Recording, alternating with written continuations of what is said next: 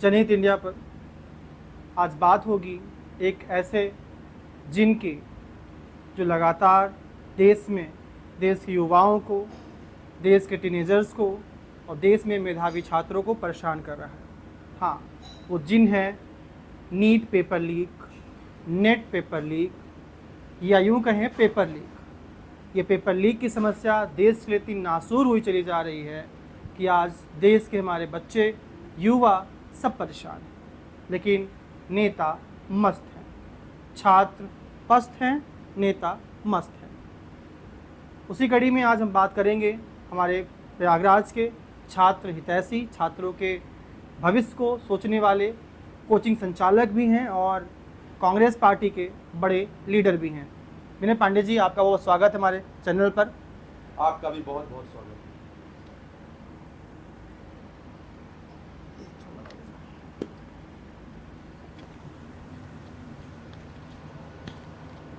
एक जो paper leak चल रहा है, नीट का पेपर लीक, नेट का पेपर लीक, उसके पहले यूपी पुलिस का पेपर लीक जो हुआ, इन सभी समस्याओं को आप कैसे देखते हैं? यूपी पुलिस नहीं, आरओ भी बोलिए जी, आरओ, यूपीपी, नीट, और बीच में एक परीक्षा हो रही है जो अभी याद नहीं आ रही है। जितनी तमाम परीक्षाएं हो रही हैं ये सब लीक होती जा रही हैं। अगर एक परीक्षा लीक होती तो लगता है कि नहीं, कहीं ना कहीं गलतियां हुई। आरओ, यूपीपी, लगातार जितनी परीक्षाएं हो रही हैं सब लीक होते जा रही है। मतलब कहीं ना कहीं इस पर जो उत्तर प्रदेश सरकार और भारत सरकार के जो लोग हैं वो कहीं ना कहीं इन्वॉल्वमेंट है इनका। कहीं ना कहीं भारतीय जनता पार्टी के नेता इसमें इन्वॉल्व है, जो ठेका लेते हैं, जो कॉन्ट्रैक्टिंग लेते हैं, ठेकेदारी। आरओ में तो साफ हो गया था कि सब इसमें बीजेपी के ही नेताओं का हाथ है। तो लगातार अब नीट जैसे जैसे पेपर लीक होगा वैसे वैसे मोदी जी वीक होते जाएंगे। पेपर लीक, मोदी वीक, ये नारा है। युवाओं के भविष्य के युवा जल रहा है। अब पेपर लीक में तरस रहे हैं बच्चे, कितना रोए हैं बच्चे, आप वीडियो देख लीजिए, कितना रोए हैं।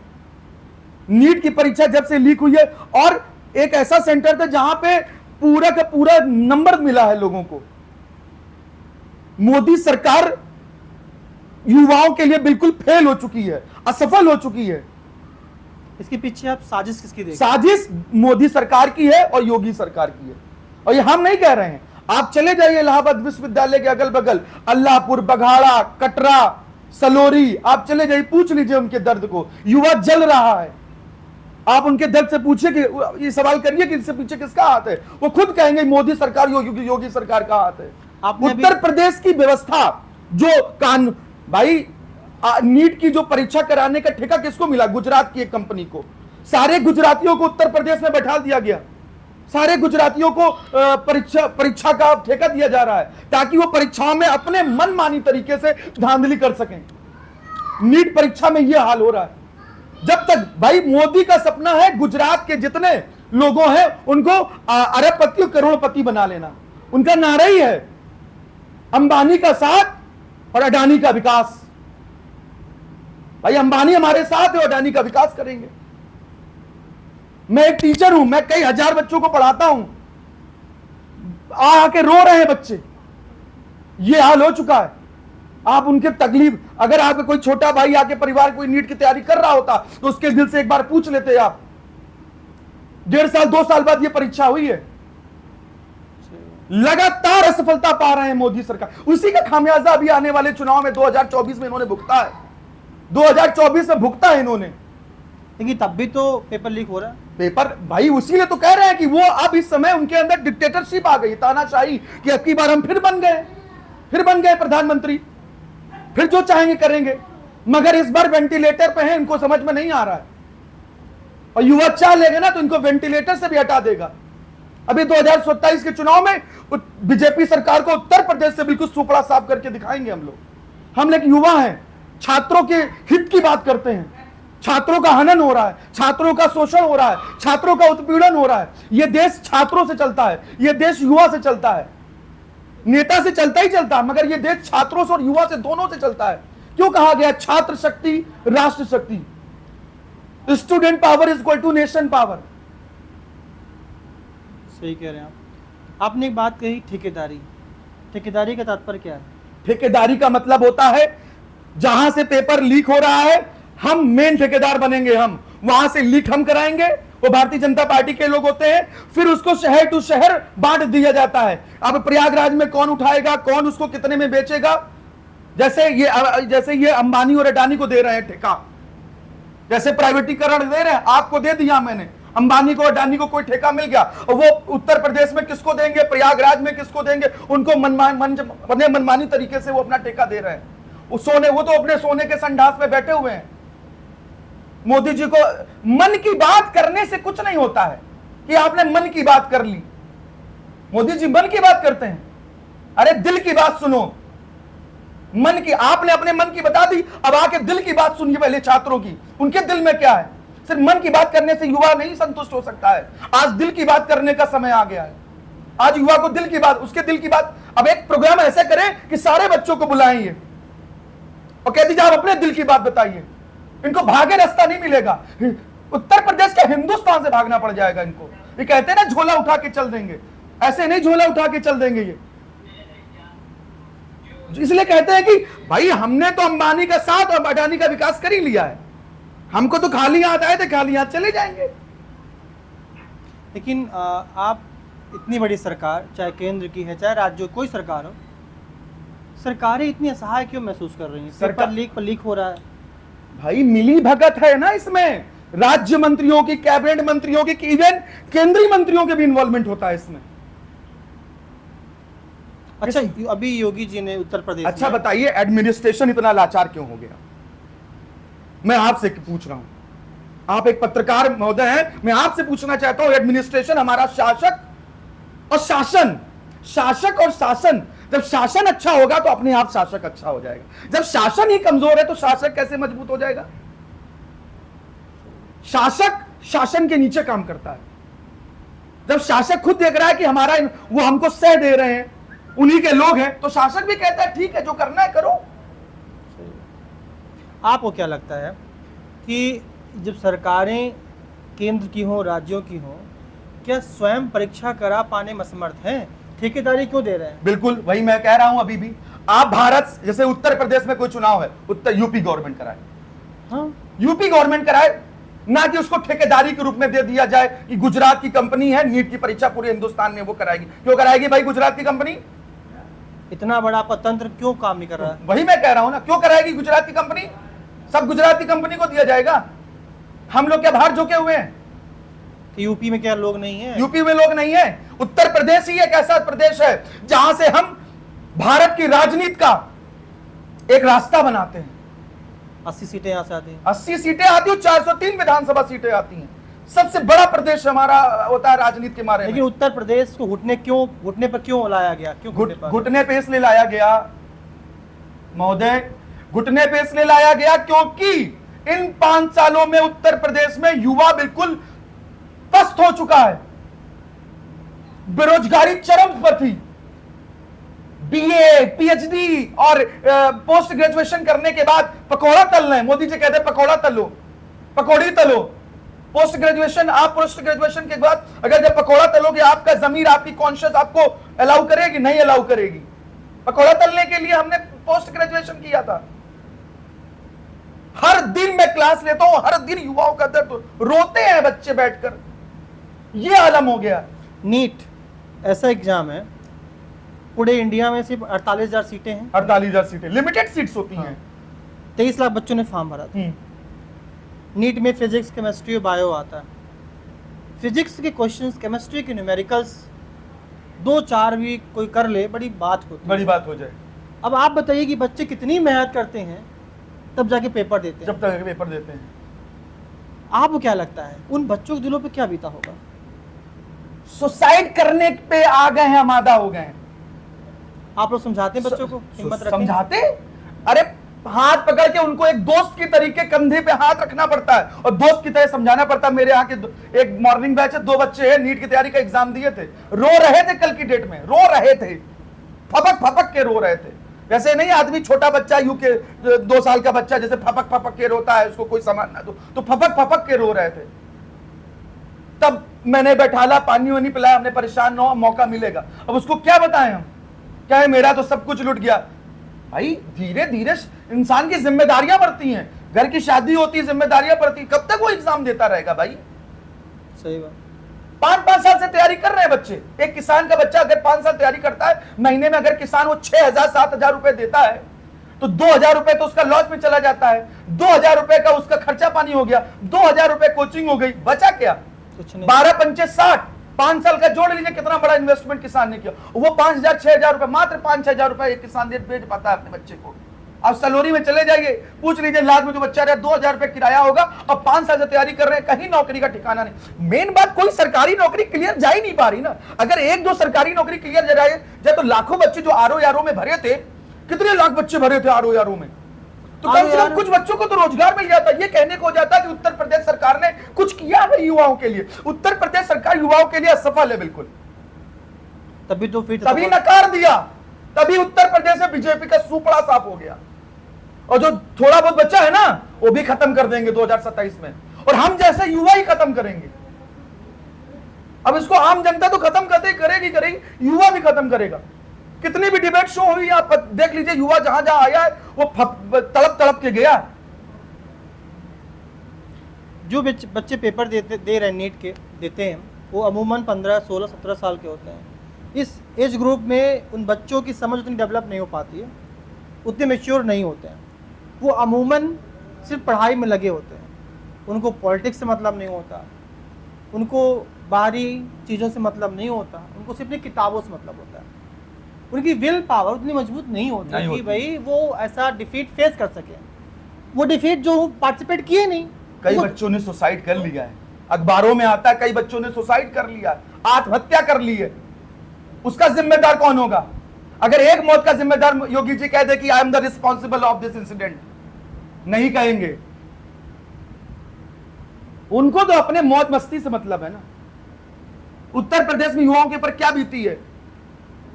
10 साल में युवा बिल्कुल बर्बाद हो चुका है। वो खुद अपने मुंह से कहता। आप एक डिबेट की हो, आपने खुद डिबेट की होगी इलाहाबाद विश्वविद्यालय के अगल बगल, उनका दर्द समझा होगा आपने। जैसे कोई ज्वालामुखी नहीं फट जाता, ज्वालामुखी की तरह फटते हैं। कहीं भी 10 बच्चे खड़े हो, आप चले जाइए, अपनी बात पूछ लीजिए कि क्या माहौल है, क्या चाहते हो तुम लोग, संतुष्ट हो आप रोजगार से? रोजगार मिला है, नौकरी मिली है, खुद आपको उनका दुख, दर्द, तकलीफ सब पता चल जाएगी, ऑन द स्पॉट वहीं पता चल जाएगी। बच्चा गांव से आता है निकल करके शहरों में तैयारी के लिए, जी बिल्कुल, बहुत कुछ त्यागता है, माँ बाप का साथ त्यागता है, माँ के हाथों से बना खाना त्याग करके आता है, घर की ठंडी हवा छोड़ के आता है। इन शहरों में इस तपन में रह के तैयारी करते हैं, पेपर देने भी जाते हैं, पेपर दे के आते हैं, खबर आती है पेपर लीक हो गया। इन सब घटनाओं को देख करके क्या देश का लोकतंत्र और देश का संविधान पसीजता नहीं है? हमारे देखिए, लोकतंत्र बाद में, पहले हमारे नेताओं को पसीज, जब हमारे नेता पसीजेंगे तो लोकतंत्र अपने आप अच्छा हो जाएगा। लोकतंत्र को कौन मेंटेन करेगा? तो इन नेताओं को या फिर उन उद्योगपतियों को जो पेपर लीक कराते हैं, देखिए पेपर लीक करा पाना एक आम इंसान के बस की तो बात तो नहीं, बहुत बड़ा षड्यंत्र होता है। आप चाहे प्लानिंग होती है, अगर आप चाहे करा सकते हैं, नहीं करा सकते हैं, कैसे करा लेंगे भाई? नहीं करा सकते। अभी आप एक छोटी कोचिंग वाले हैं, है ना, लेकिन अगर यही आपकी कोचिंग से एलन है, पीडब्ल्यू है, आकाश है, रेजोनेंस है, अगर आपकी ही कोचिंग 1 लाख करोड़ की बन जाए तो फिर आप सक्षम है कि नहीं है पेपर लीक करवाने में? भाई मैं अपनी पर्सनली बात कहूं तो मैं तो, मेरा कॉन्शियस अलाउ नहीं करेगा। लेकिन मगर जब आप उस लेवल पे चले जाते हैं, अगर आपके लिंक, क्योंकि भूख बढ़ जाती है ना, कि मेरे लालच बढ़ जाता है कि मेरे कोचिंग से बच्चे टॉप मार जाएं, तो जो मेरी इसमें इन्वॉल्वमेंट है, जो आप कह रहे हैं, मैं आप क्यों बोल रहे हैं मुझे पता है, इसमें इन्वॉल्वमेंट है कुछ बड़ी कोचिंग के डायरेक्टरों का, इसमें इन्वॉल्वमेंट है। और देख लीजिएगा, अगर निष्पक्ष जांच होगी, अगर ढंग से एसआईटी बैठी ना, एसआईटी ना बैठे, हम आप चाहते हैं, मैं चाहता हूं इसमें सुप्रीम कोर्ट के, माननीय उच्चतम न्यायालय के, सिटिंग जज के, क्योंकि इसमें बहुत बड़ी खेला है। मगर ये नहीं होगा जो आप बोल रहे हैं ना, मैं आप बिल्कुल युवा की बात कर रहे हैं, क्योंकि आप एक युवा हैं, मगर ये नहीं होगा। ये नॉर्मली सीबीआई जांच, क्योंकि सीबीआई, ईडी, ये सब तो उनका एक दाया और बायां हाथ है। उस पे दाया हाथ सीबीआई है तो बायां हाथ ईडी है, जिसको जब चाहेंगे वो अपना कर लेंगे। सीबीआई उसमें सर, जैसे आपने कहा, बिल्कुल मैं आपसे बात, I am 100% agree with you. जिसमें सुप्रीम कोर्ट के सिटिंग जज का इन्वॉल्वमेंट होना चाहिए। सुप्रीम कोर्ट के सिटिंग जज का इसमें वो जांच करें, और कौन केंद्रीय मंत्री, कौन बड़ा नेता, कौन बड़ा कोचिंग वाला, चाहे हाँ। वो पीडब्ल्यू अलग पांडे हो, चाहे कोई भी वो हो। एलएन हो, चाहे वो आकाश हो, चाहे जो कोचिंग वाला हो, क्योंकि समझिएगा जैसे रिजल्ट आता है वैसे ही जितनी कोचिंग बड़ी बड़ी हैं अरबों खरबों की, वही कोचिंग का फोटो वो लगा, वही बच्चे का फोटो वो लगा रहा है, वही का फोटो वो लगा रहा है, वही फोटो वो लगा रहा है। कितने खरबों खेला है। खरबों नहीं, मतलब कितनी बड़ी संपत्ति कमा रहे हैं ये हम आपको पता ही नहीं है। और फिर देखिए क्या खेला और हम आप मरते हैं, हम जैसे 1.5 घंटे की बैच लेते हैं, पसीने से बिल्कुल भीग जाते हैं, तब हम जाके 5 और 10 बच्चों को पढ़ा पाते हैं। वही तो एक नॉर्मल कोचिंग वाला एक बैच में 50 बच्चे, 20 बच्चे, 30 बच्चे, बहुत ज्यादा आपने बता दिया। हाँ। कोविड के बाद तो वो भी हालत खराब हो गई। लेकिन इन कोचिंग वालों जिनके पास, अभी मैंने अलग पांडे का सुना, अलग पांडे ही कूद करके सामने पहले आए। सबसे पहले अलग पांडे आए पीडब्ल्यू फिजिक्स वाले में, हाँ। सबसे पहले। हाँ। अब आपके अंदर क्या इतना मतलब उबाल जा रहा था, आपके अंदर ऐसा कौन सा इंटरेस्ट पैदा हो गया था भाई, आप आरओ में क्यों नहीं आए? हाँ, नहीं आए। आप पुलिस में, यूपी पुलिस वाले में क्यों नहीं आए? आप। क्यों नहीं आए? क्या वो युवा नहीं थे? क्योंकि आपका वो सब्जेक्ट नहीं था। हाँ। या फिर जो भी था, आपका मैं अभी कुछ कहना नहीं चाहता हूं। हाँ। वो तो जांच जब निष्पक्ष होगी तो खुद अगर उत्तर प्रदेश सरकार या मोदी सरकार अगर निष्पक्ष जांच कराएगी तो बड़े बड़े लोग फंसेंगे। इसमें बड़े बड़े लोग कोचिंग सरकार सरकार नहीं। संचालक फंसेंगे। लेकिन सरकार नहीं कराएगी, सरकार के लोग मिले हुए। सरकार भाई कई अरबों रुपए दे दिया जाता है। हाँ, इतना अरबों खरबों भाई मैंने क्या क्या, कॉन्ट्रैक्टिंग क्यों होती है, ठेकेदारी क्यों होती है? ठेकेदारी इसीलिए होती है। अब समझिएगा, अलग पांडे ने कहा न्यूज चैनल पर, राष्ट्रीय मीडिया पर, उन्होंने कहा कि मेरे पास 10 लाख बच्चे हैं। 10 लाख बहुत बच्चे होते हैं। अब सोचिए आप एक कोचिंग के 10 लाख की अगर इनकम जोड़ ली जाए तो आप पता नहीं कितना टैक्स देंगे आप। 10 लाख बच्चों की कोचिंग में, समझिए 10 लाख बहुत बड़ा होता, पूरे इंडिया में 48,000 सीट है कि नहीं है? बिल्कुल 48,000। तो आप किस हिसाब से इतने बच्चे भर लिए कोचिंग में? भाई ये ओवरलोड है एक प्रकार से।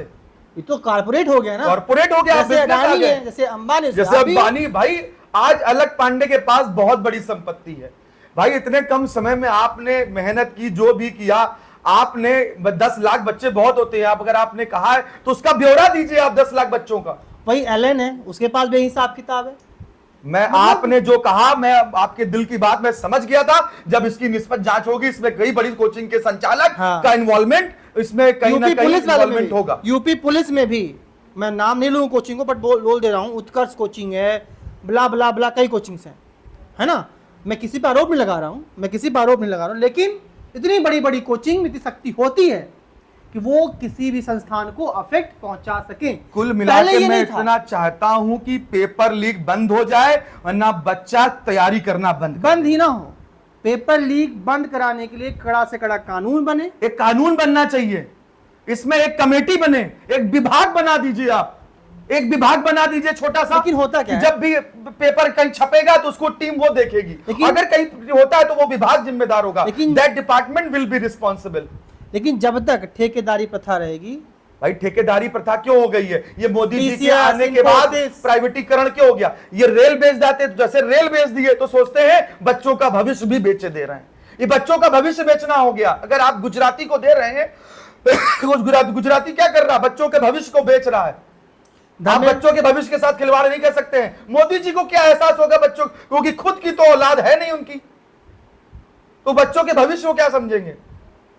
केंद्रीय मंत्री धर्मेंद्र प्रधान, मैं तो कल भी बोला हूं, मैं धर्मेंद्र प्रधान को, अगर उनके दिल में उनकी आत्मा कहती है कि आप एक सच्चे पॉलिटिशियन है, तो आपको तत्काल प्रभाव में धर्मेंद्र प्रधान को केंद्रीय अपने शिक्षा मंत्री से इस्तीफा दे देना चाहिए, उसके और उसकी जांच करानी चाहिए। लेकिन जो एनटीए के बड़े अधिकारी हैं उनका इन्वॉल्वमेंट है।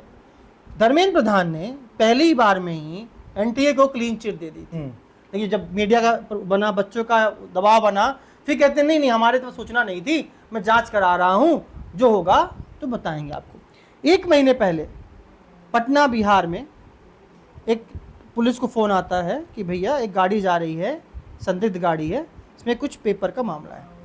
गार्ड पुलिस छापा मारती है, पकड़ती है, पेपर मिलता है, कुछ बच्चों का नाम आता है, बच्चे पटना में पेपर देते रहते हैं, बच्चा बाहर आता है एग्ज़ाम दे करके, उससे पूछताछ होती है, खुलासा होता है, पेपर बरामद हुआ।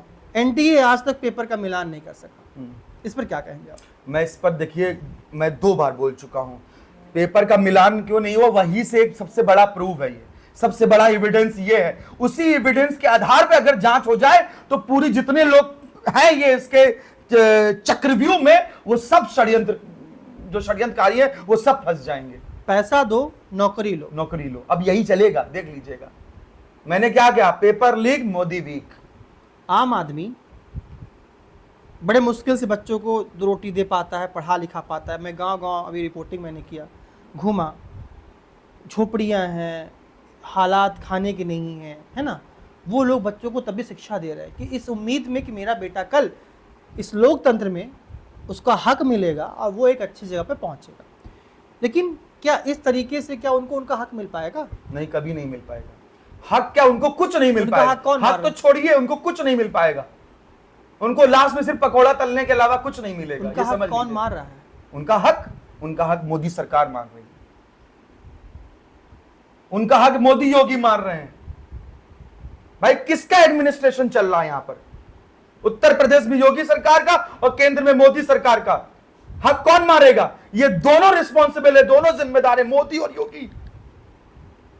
हक मारने में उनका सबसे बड़ा हाथ है। नेट का पेपर आज बताइए, रद्द कर दिया, कितनी बड़ी बात है। नेट का पेपर आज हुआ, कल रद्द हो गया। रद्द हो गया। नेट एक ऐसा एग्जाम जिसको देने के लिए बच्चे कई साल तैयारी करते हैं। आप समझ रहे हैं, बहुत अच्छी उनकी उम्र अमूमन 30, 28, 35 तक होती है, 40 तक इवन होती है। उस उम्र में तक लोग पहुंच करके रिस्पॉन्सिबिलिटीज निभाने के ऊपर आ जाते हैं, बच्चा, बीवी, घर बार, तब तो जिम्मेदारी बढ़ जाती है। उसमें भी पेपर आप रद्द कर दिए, लीक हो गया। अब इसका उनके दिल से पूछिए आप, क्या होगा? जो लोग तैयारी कर रहे थे वो इस उम्मीद में थे कि अब हम नेट का एग्जाम देंगे तो हमारा निकलेगा, तो कहीं ना कहीं केंद्रीय विद्यालयों में या जाके हम टीचर बनेंगे तो हमारा कुछ खर्चा पानी चलेगा, हमें एक रोजगार मिलेगा।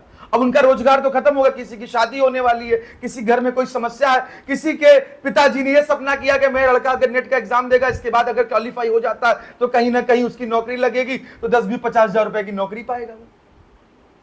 मैं तो आपको धन्यवाद देता हूं कि जो आपने आज ये नीट का कोई भी नेशनल चैनल अगर दिखा रहा है, मैं तो देख रहा हूं कोई नेशनल चैनल तो बहुत कम दिखा रहा है, मगर जो नेशनल चैनल दिखा रहा है, मैं कहना चाहता हूं कि उन नेशनल चैनलों में बहुत ज्यादा डीपली नहीं दिखा। मैं आपको धन्यवाद देता हूं कि आपने नीट की, आज युवाओं की पेपर लीक की या पेपर लीक जो भी हो रहा उस पर आपने आवाज उठाई। मैं आपका बहुत बहुत धन्यवाद देता हूं।